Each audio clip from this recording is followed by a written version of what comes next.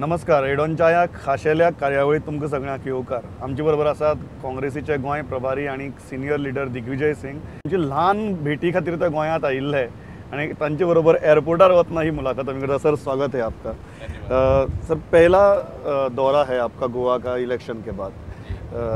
क्या महसूस हुआ आपको and what is the feel that you have got? Lok Sabha का इलेक्शन तो जो पूरे देश में हुआ वो गोवा में भी हुआ, लेकिन यही है कि गोवा में कांग्रेस को एक लंबी रणनीति तय करनी पड़ेगी और पॉलिटिक्स ऑफ कन्वीनियंस नहीं, पॉलिटिक्स ऑफ कन्विक्शन करना पड़ेगा. इस देश में कांग्रेस ने हमेशा आइडियोलॉजिकल लड़ाई लड़ी है, लेकिन कभी कभी हो क्या जाता है कि सत्ता की भूख में हम लोग आइडियोलॉजी छोड़कर एक कन्वीनियंस की राजनीति कर लेते हैं. उससे कांग्रेस को नुकसान हुआ है. सर, ये लगता है कि जो नेशनल लेवल पे हुआ, जो गलतियां वहाँ पे हुई, वही गलतियां गोवा में भी हो गई. मतलब गोवा में तो कांग्रेस सत्ता से 2 साल बाहर थी, लेकिन फिर भी जब ये चुनाव आया तब जो एक ओपोजिशन का फोर्स दिखना चाहिए था वो फोर्स नहीं दिखा. अभी तक ओपोजिशन में रहने की आदत 2 साल के बाद भी यहाँ के आपके नेताओं को नहीं हुई है. ऐसा नहीं है. मैं समझता हूँ कि जो पूरे देश में एक माहौल बनाया कि सत्ता परिवर्तन होना चाहिए और लोगों ने सोचा कि चलो एक बार मोदी जी को एक अवसर दिया जाए, वो अवसर उन्हें मिला है. गोवा में आपके पास तो एक सूची भी पहुंच गई है जिन्होंने पार्टी के खिलाफ काम किया था. आप इन चीज़ों को कैसे देखते हैं? There have been some leaders who have been very vociferous about being anti-party and they are proudly boasting that they are anti-party. It depends on the disciplinary action committee of the Goa Pradesh Congress Committee, which has to make cases of indiscipline with proof and evidence. So are you saying that you have empowered the state disciplinary committee to go ahead with the action? Exactly. This is how organization functions. So therefore, they have been asked to prepare cases of indiscipline, no matter how big a leader is. If there is a proof or an evidence against him that he has sort of worked against the party interest, we will take action. What kind of action can we expect? Suspension, it can be expulsion. Both. Yes. तो even आज की जो meeting हुई थी वहाँ पे भी हमने देखा कि लीडर ऑफ ओपोजिशन थे प्रताप सिंह राणे जी ने एक बात कही कि हम ओपोजिशन में हैं, सबको साथ लेके चलना चाहिए. ये क्लीन द पार्टी का जो नारा है वो ओपोजिशन में रहते हुए अच्छा नहीं लगता और फिजिबल भी नहीं है. आपको क्या लगता है? राणे साहब हमारे बहुत ही वरिष्ठ नेता हैं, बहुत ही अनुभवी नेता हैं. उनका एक नज़रिया यही है कि सबको साथ लेके चलना चाहिए. अच्छी बात है, लेकिन सबको साथ लेने का मतलब ये नहीं है कि रोज़ हमको कोई गाली देता रहे उसको भी साथ लेके चलें. आपके पास 9 विधायक है. मुझे लगता है कि प्रैक्टिकली अब 8 ही है, क्योंकि Mauvin Godinho is been very open in stating that he no longer belongs to Congress.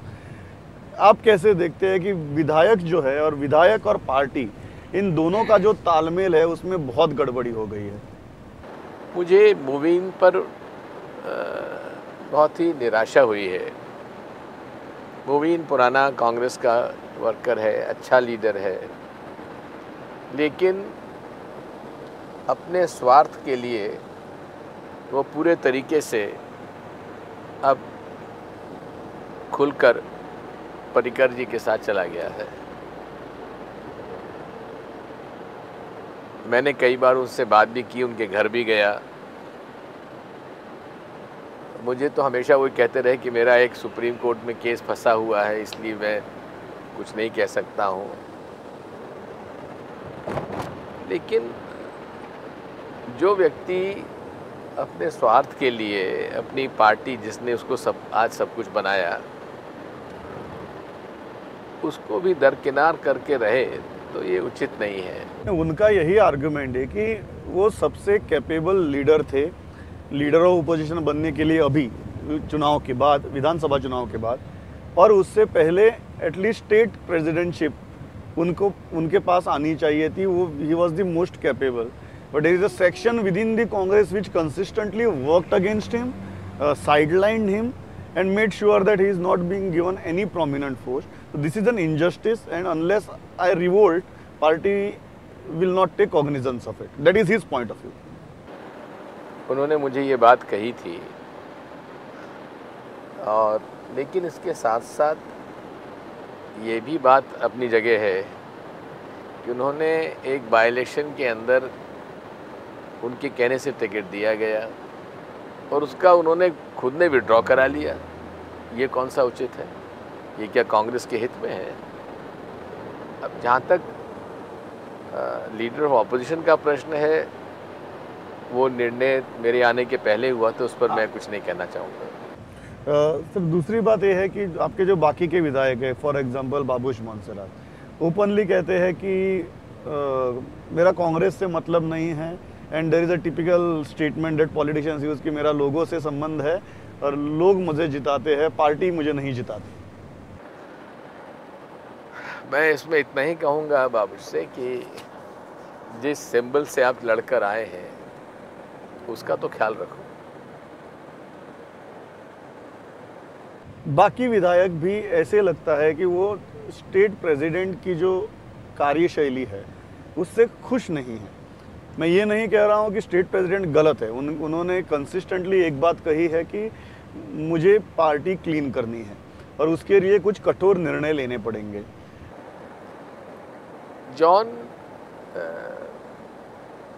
Rajya Sabha में रह चुके हैं, यूथ कांग्रेस के यूथ कांग्रेस के अध्यक्ष रह चुके हैं, अनुभवी हैं, बेदाग हैं और एक पॉलिटिक्स ऑफ कन्विक्शन की पॉलिटिक्स करते हैं। लेकिन पॉलिटिक्स में हमेशा मेरा जो अनुभव है वो यही है कि लीडर को सुनना ज़्यादा चाहिए, बोलना कम चाहिए। उसमें इन्हें सुधार करना चाहिए,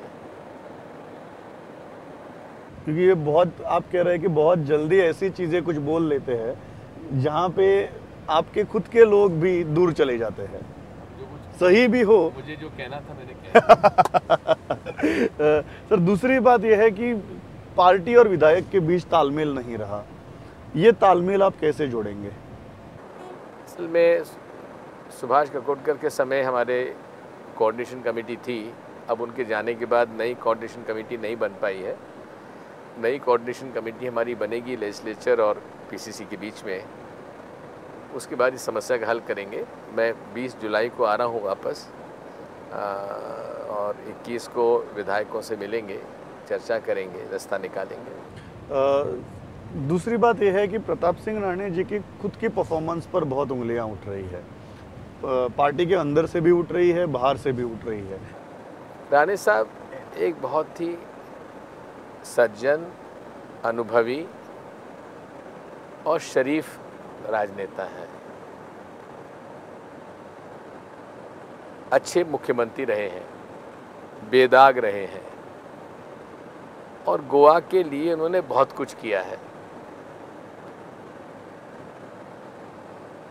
ऑपोजिशन लीडर होना एक दूसरी बात है।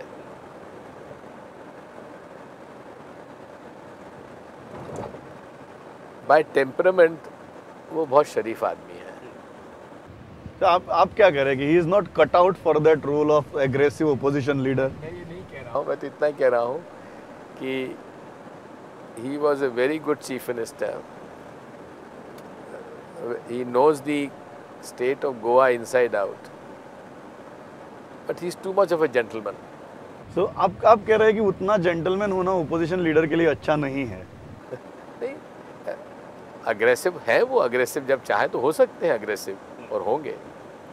तो before moving on to the national politics, मुझे ये बताइए कि कौन कौन से लीडर्स के खिलाफ एक्शन हो सकती है? ये तो जो स्टेट की जो डिसिप्लिनरी एक्शन कमेटी है उसको अपना चर्चा करने के बाद आपको कौन कौन कौन आपके नज़र में है? मैं एब्स्ट्रैक्ट में कोई बात नहीं करूँगा। एक तो ऑब्वियसली जो चुनाव लड़े हैं उनको तो एक्सपेल कर ही दिया गया है। बाकी के बारे में जो रिपोर्ट आएगी उसमें कार्रवाई करेंगे। सर, नेशनली अगर देखा जाए तो आपको लगता है कि कांग्रेस ने आत्म परीक्षण का काम शुरू कर दिया है, या अभी तक जो शौक बैठा था उस शौक से पार्टी बाहर आना बाकी है? नहीं, एंटनी जी की अध्यक्षता में एक कमेटी बनी है जो इस सब चीज़ों का अध्ययन कर रही है, सारे स्टेट लीडर से बातचीत कर रही है और चर्चा करने के बाद जो अपना प्रतिवेदन वो देगी कांग्रेस प्रेसिडेंट को, उसके आधार पर निर्णय होंगे। सर, लगता है आपको वो पोजीशन लीडर के का जो चुनाव हुआ लोकसभा में, सभी स्तरों से उस पर टीका हुई कि और एग्रेसिव जो गोवा में हो रहा है वही और एग्रेसिव और फोर्थराइट ओपोजिशन लीडर होना चाहिए? पहली बात तो यह है कि श्री मल्लिकार्जुन खड़गे 11 चुनाव अभी तक लड़े हैं, 11 के 11 चुनाव जीते हैं, मिनिस्टर रहे हैं, लीडर ऑफ अपोजिशन रहे हैं, एमएलए रहे हैं, एमपी रहे हैं। उन्हें पूरा अनुभव है और उनमें ज़बरदस्त पॉलिटिकल सेंस है। आप देखेंगे कि महामहिम राष्ट्रपति के अभिभाषण में भी उन्होंने जिस प्रकार से ओपन किया, जो भाषण दिया, बड़ा प्रेगमेटिक और बड़ा ज़मीनी भाषण उन्होंने दिया, तो वो आज आपके सामने है। सर, अगर आपके पास चॉइस होता तो आप उन्हीं को चुनते? हमने तो सुझाव ये दिया था कि राहुल गांधी जी को खुद को बनना चाहिए। क्या लगता है आपको कि ये वो जो पीछे हट जाते हैं, वो पीछे हटना एक बहुत ही बड़ा कारण था कांग्रेस के पराभव का?